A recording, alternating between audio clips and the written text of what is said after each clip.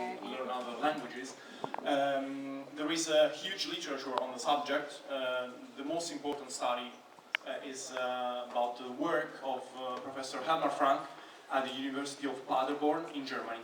And well, they run this experiment with children, and some children have learned 2 years English, some other French and then English, and some other Esperanto and then English. And at the end of the 2 years, the children that best spoke English was the third group. So not the first one that did 2 years of English, but the group that learned first Esperanto and then English. So just yeah, to this project is called Springboard to Languages, so you can Google it later. Thank you very much for your presentation and paying attention on Esperanto language. As far as I got from your presentation, it's very creative. Usually I think that linguists, they are called as potential killers because they like to cut the professional linguists, they cut their words and they prepare them and analyze. And normal people, when they start learning languages, they don't do that. And with Esperanto, no way, you should cut, yes, as I understand, and try to construct the phrases yourself, the words yourself, right? Yeah, so thanks for that Esperanto really, I think, is creative, according to your presentation. But I have another question. Esperanto is not the only one artificial language that has been created, so why Esperanto basically got popular? Why not any other languages? They didn't survive? One of the reasons is that it's really based on the roots which are well known. So even when I don't translate to you that the root chevalo means horse, you probably understand it because it's based on European languages. It also helps very much in other languages. It helps when you are starting it. So I think this is the reason. Then really there's just 16 rules, so it's not so much. Also, there's a lot of people who believe that it will help communication. It's neutral. It doesn't belong to any nation. So it has also the idea behind. So I think that was the reason why people are so passionate about Esperanto. I have no answers. I have just 2 questions. First one, Zsofia, you presented a book named Plena, Vortaro, and so on, something in Esperanto. Spella illustrita Vortaro in Esperanto. That's the monolingual, something like Oxford Learner's Dictionary. Czerwonym akcentem Okay. It's like that, but in Esperanto. I don't Skeši seem to find it anywhere. logistici There is just an online version, but is it possible to buy a book to have something multajároj. like I have an Esperanto book at home? Yes, of course, it's possible to buy this book. Maybe you can order it also on the internet, but if you go to an Esperanto event, there are always people who are selling Esperanto books. So also personally, you can find these people and buy from them.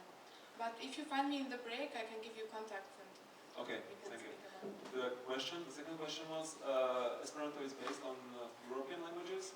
So if someone speaks Russian, German, English, French, and Spanish, you can, yeah. You have met certainly people from other parts of the world, Chinese, Japanese, Arabic people, Hindi, no idea. You talked to them, and what was their opinion on the Esperanto? How do they find Esperanto? Yes, for Asian Thank you. people, Esperanto is... Or do you want to answer, David? I would like to, because I know something that fits.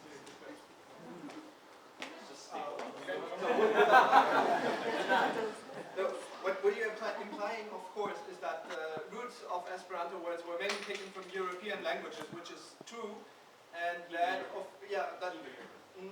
that means that other languages are maybe less represented. But actually, vocabulary is just one aspect that makes learning a language difficult.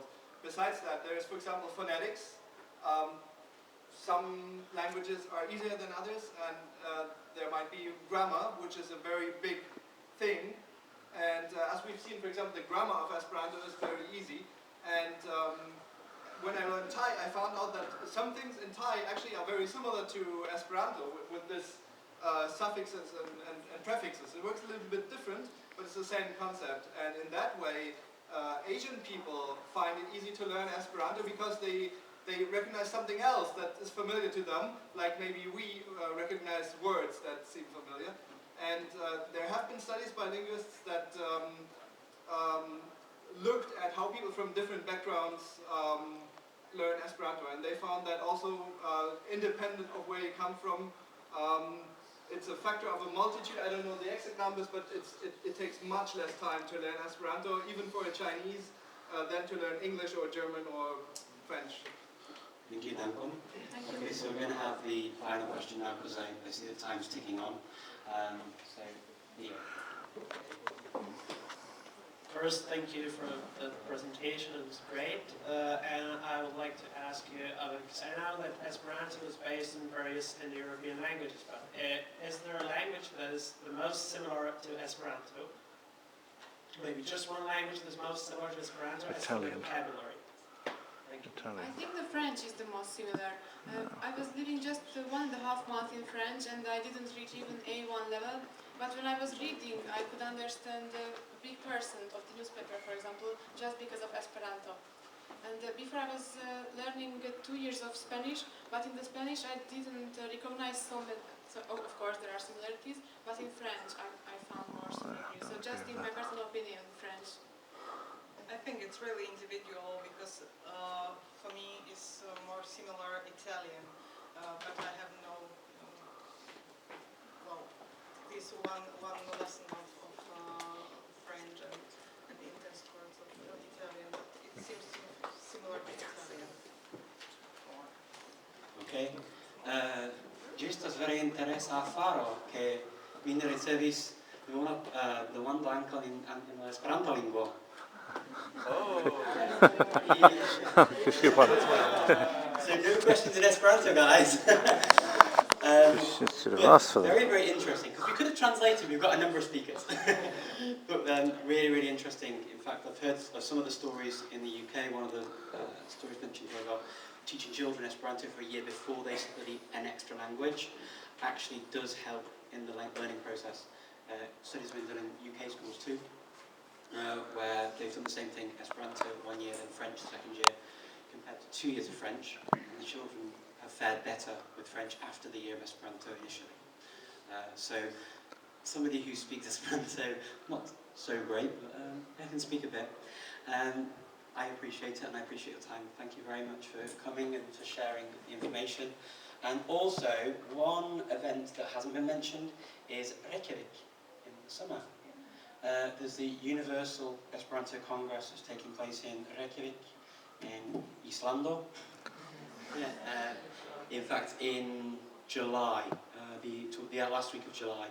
So if anyone wants to go to that, then there are places available, I believe. You can sign up on their website, and we'll link to that as well in the video so that you can find out the information. And if you do go, please let me know because I'm going to be in Iceland anyway, doing an Icelandic course at the university. So it'd be lovely to see some familiar faces there. Okay, thanks a lot guys, and enjoy your 10-minute break.